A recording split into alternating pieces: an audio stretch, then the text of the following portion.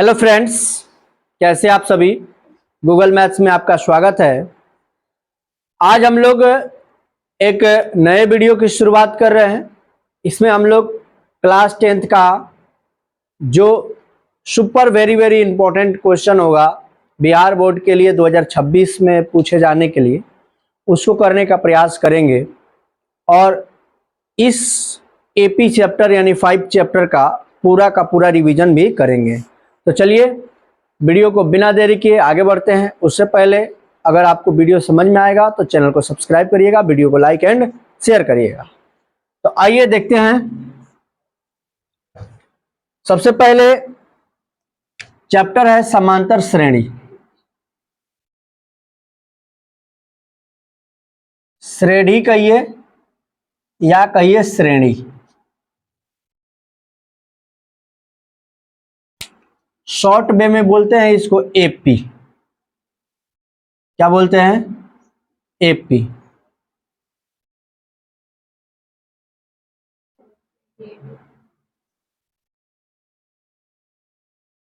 Arithmetics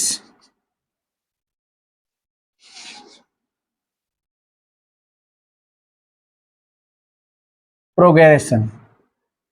chapter का नाम क्या है? अर्थमेटिक प्रोग्रेशन यानी कि एपी।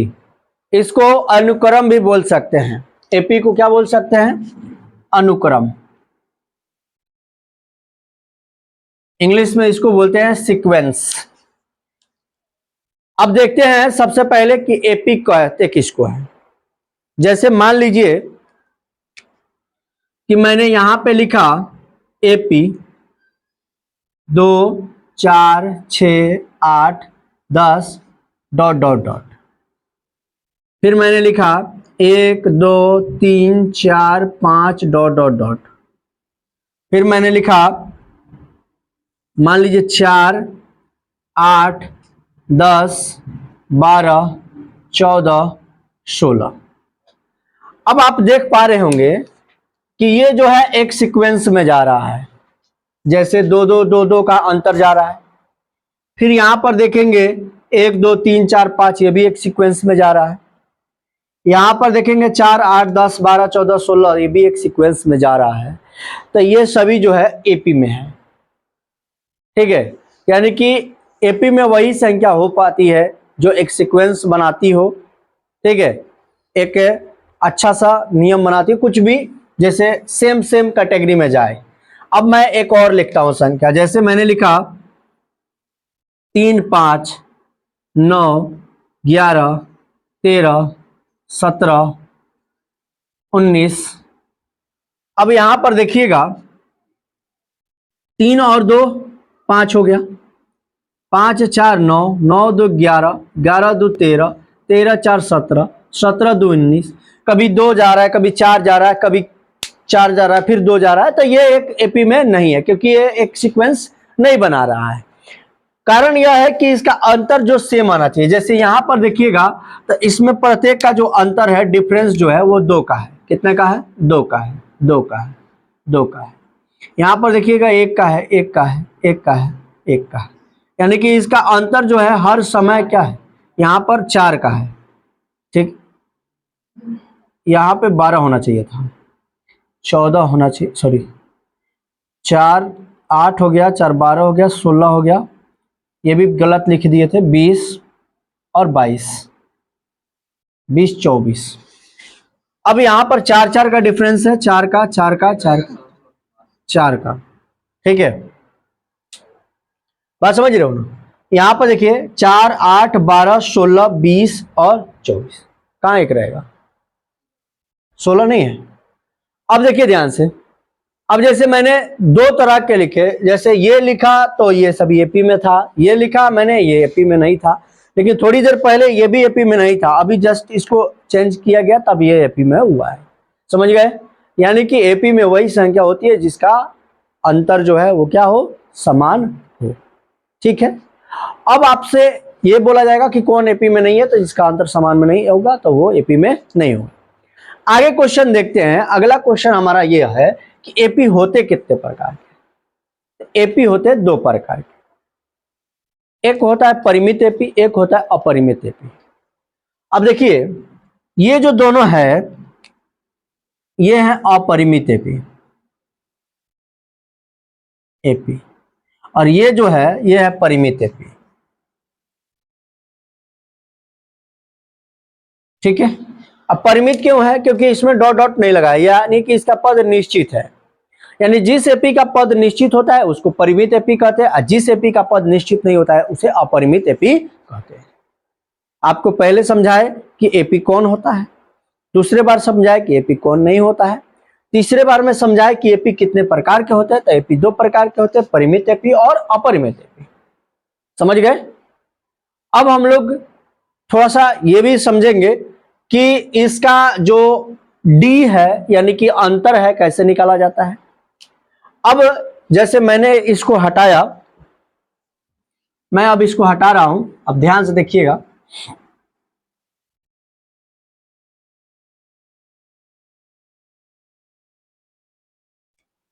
अब मैं यहां एक एपी लिख रहा हूं, जैसे मैंने लिखा 5, 15, 25, 35, 45 डॉट डॉट डॉट। अब यहां पर मैंने लिखा जो वो है ये प्रथम पद है। प्रथम पद को हम लोग ए बोलते हैं। क्या बोलते हैं? प्रथम पद, फर्स्ट टर्म। ठीक है। उसके बाद ये जो दोनों है, ये जो दोनों है इसको हम लोग बोलते हैं, इसके अंतर को अंतर को क्या बोलते हैं? डी बोलते हैं। इसको बोलते हैं सार्व अंतर। सार्व अंतर यानी कॉमन डिफरेंस। तो दोनों के बीच जो है 10 का अंतर है। कितने का अंतर है? 10 का।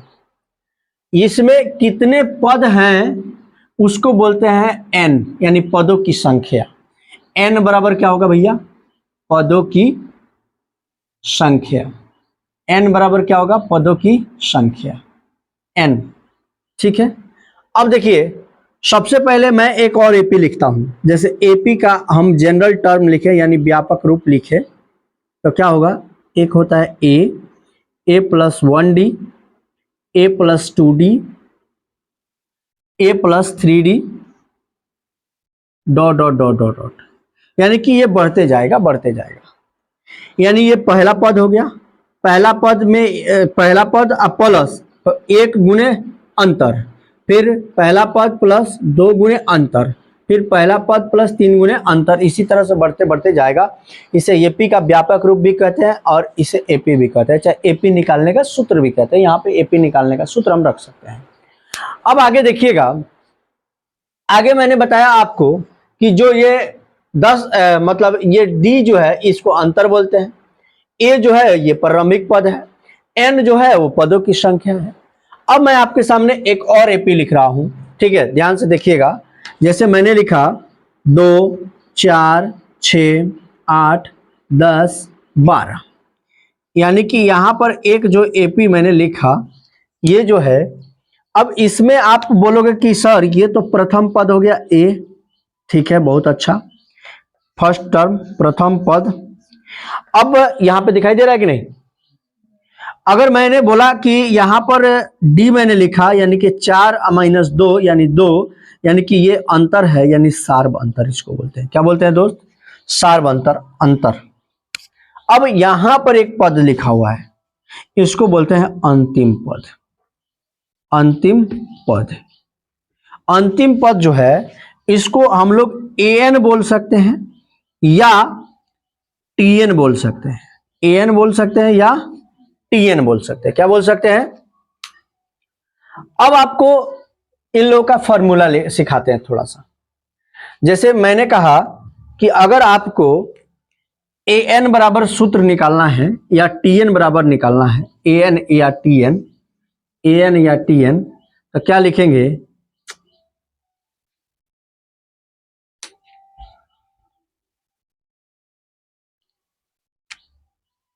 ए एन या टी एन बराबर A plus N minus 1 into D, ये होता है फॉर्मूला।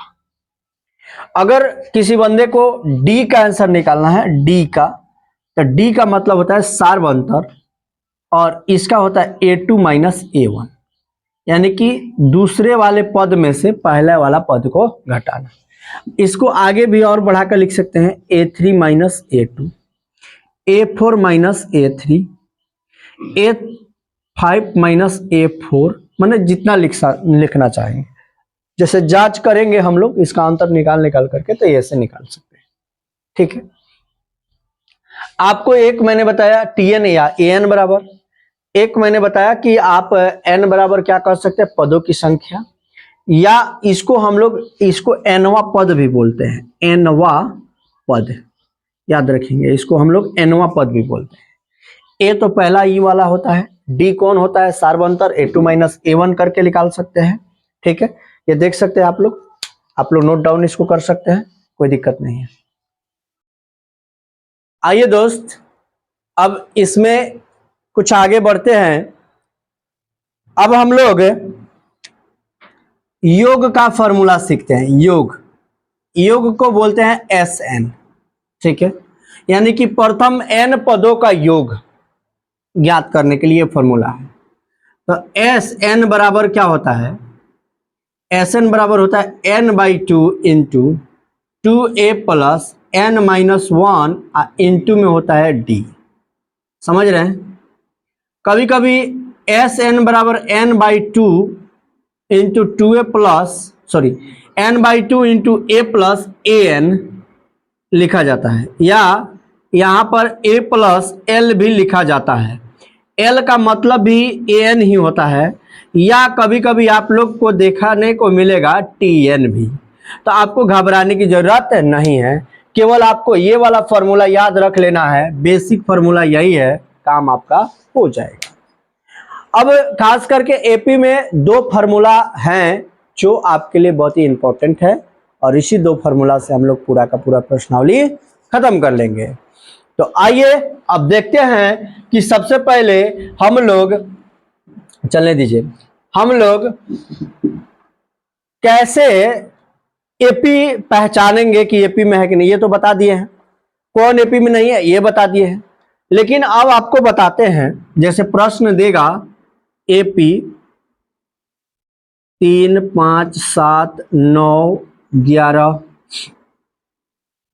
डॉट डॉट, कहेगा इसका प्रथम पद और सार्व अंतर लिखे। तो प्रथम पद तो 3 ही हो जाएगा। अब सार्व अंतर के लिए आपको क्या करना पड़ेगा, A2 माइनस A1 करना पड़ेगा, यानी कि 5 माइनस 3 करना पड़ेगा, तो क्या बनेगा 2। ठीक है, यहां पर 3 लिखे हैं, ध्यान दीजिएगा, दिखाई दे रहा है। चलिए यहां बना देता हूं, 5 माइनस 3 बराबर में 2। ठीक है, तो सार्व अंतर कैसे लिखेंगे और एपी कैसे, मतलब ए कैसे लिखेंगे, और एपी का जो पहला प्रश्नावली है उसमें यही बताना है कि सार्व अंतर लिखें और उसका क्या लिखें, प्रथम पद लिखें। अब हम लोग को एक और चीज बताना है कि कहेगा कि जांच करें कि एपी में है कि नहीं। तो सबसे पहले मैंने लिखा, 2 प्रश्न मैं लिख रहा हूं यहां पर, जैसे यहां पर मैं लिख रहा हूं, यहां नहीं दिखाई दे रहा है, यहां पर अब मैं दिखाई दे रहा हूं, मैं दिखाई देना चाहिए ना। यहां पर इसको हटा देता हूं, देख लीजिएगा आप लोग लिख लीजिएगा अपना फॉर्मूला। आप लोग तो जानते ही, आप सब कुछ तो पढ़िए लिए ना। चलिए मैं 2 चीजें लिखता हूं यहां पर, जैसे मैंने लिखा 2, 4, 6, 8, 10, 12 डॉट डॉट डॉट, ये 1 नंबर मैंने लिखा, और यहां पर 2 नंबर मैंने लिखा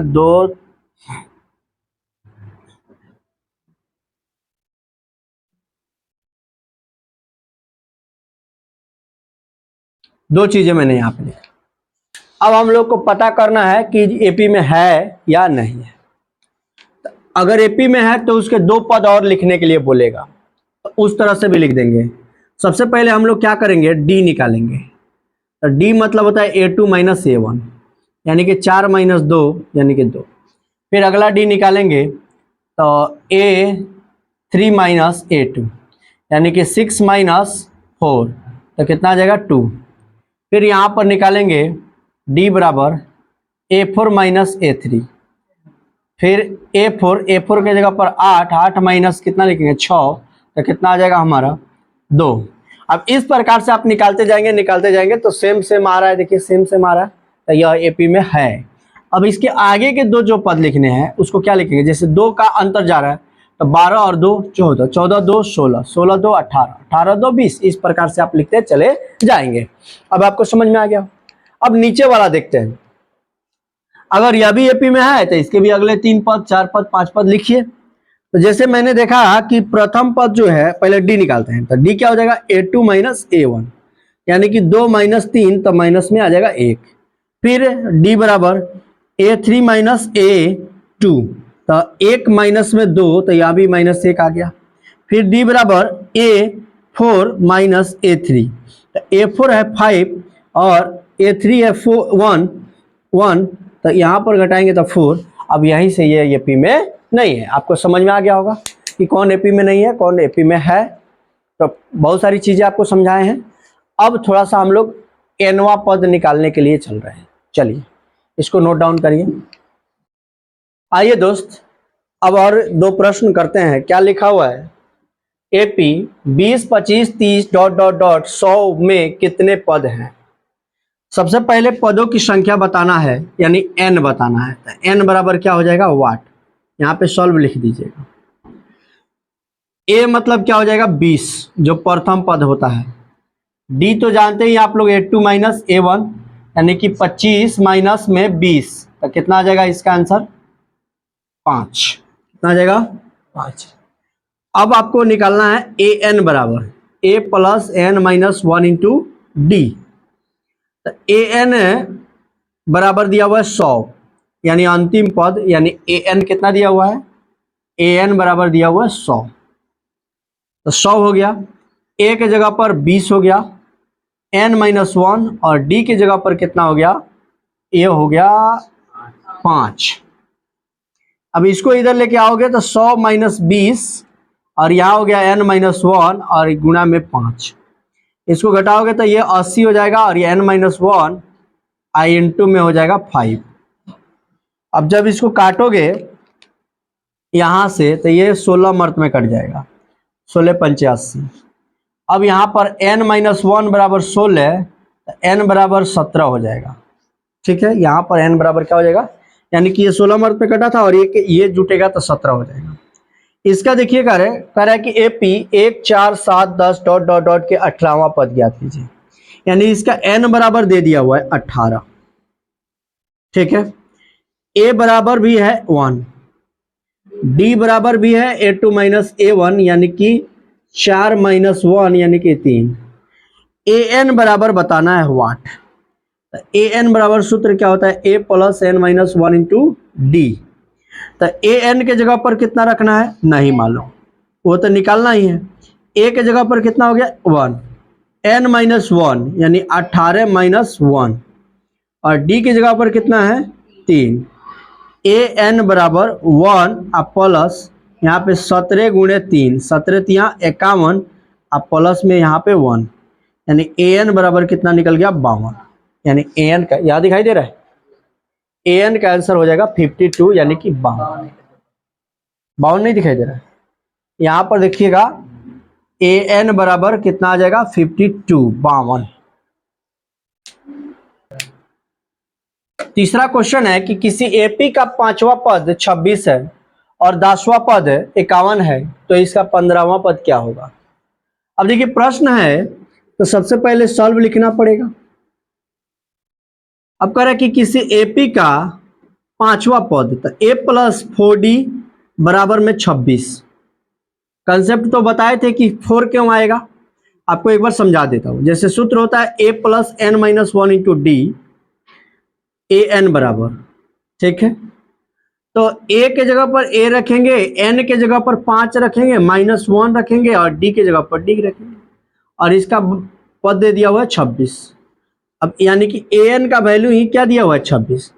तो ए का ए रख दिए, 5 में से ए गया तो 4d हो गया और 26 है तो 26, इसको समीकरण 1 लिखते हैं। पुनः 10वां पद के लिए क्या लिखोगे, a प्लस 9d बराबर में 51, इसको समीकरण 2।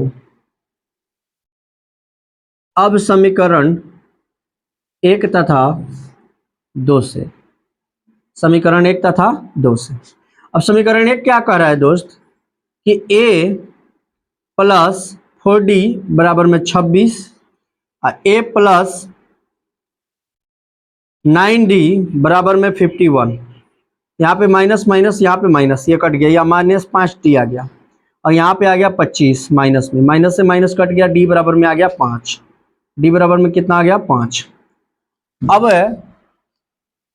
यहाँ पर देखिए a प्लस 9 और d का मान 5 है और यहाँ पर 51, तो यहाँ पर 51 माइनस 45 हो जाएगा, a बराबर में कितना आ गया 6, a बराबर में कितना आ गया 6।